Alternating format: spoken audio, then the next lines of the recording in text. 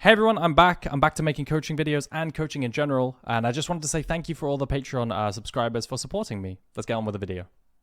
Jace beats Gnar level 1, but you can win the lane early as Gnar if you play it right. There's a sequence of events that you can do, which most people don't do, and I'm going to show you an example where it's not being done by an EU challenger, Gnar versus Jace. Now, of course, this might be not being done because there's a Tilia pathing up top side, and you might just be conceding, but I've seen this a lot where people don't play it optimally. So here is what most Gnars do.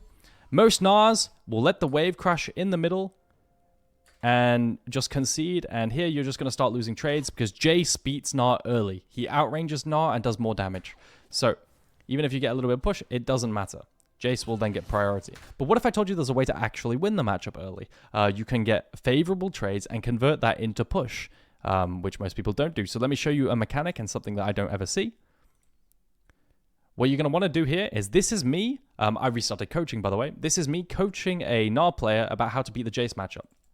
So what you're going to need to do is, if you're this Gnar, I've got to mute myself. There we go. Is if you're Gnar, you need to wait for the wave. I'm going to skip ahead a little bit. There we go. You need to walk with the wave. And what you're going to need to do deliberately, rather than wait for the minion wave to meet in the middle, you're going to need to face check the bush with the wave deliberately into the Jace. Walk into the bush and stay in the bush. And that way, you can see, Jace is actually now fighting you plus the wave. This is very different to letting the wave push into the middle and meeting in the middle, because once the first wave meets in the middle, it's very easy for Jace to continuously drop the aggro of the minions every time he autos the Gnar. But if you face check deliberately as the Gnar, which is what I'm telling this guy to do to prove a point to him, you can actually make it so you can fight the Jace with all your minions level 1. And most Jaces, if they're good, will look to cheese Gnar level 1 from this position right here as well, so you can abuse this. Face check the bush level 1. Now, Gnar's not going to win this trade, but that's because he missed the Q boomerang and fired it off into Narnia for some reason, and then he also cancels an auto. This is skill diff, unfortunately. But the point is, this is a winning trade.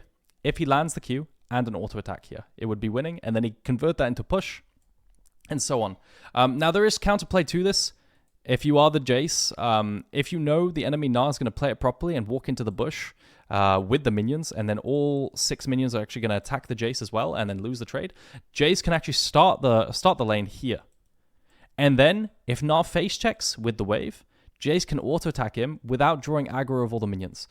This is such an advanced line of thinking that you never see this. But this is a very, very important concept in a lot of different matchups where there's not lethal level 1. If you're, for example, a Gnar or face-checking an enemy champion that would typically beat you unless you have the wave, this is something you could do. So I hope this was helpful, guys. This is not something I see ever talked about, but this is how you utilize minions level 1 to your advantage, rather than by default letting them crash in the middle, like with this VOD, and then losing priority.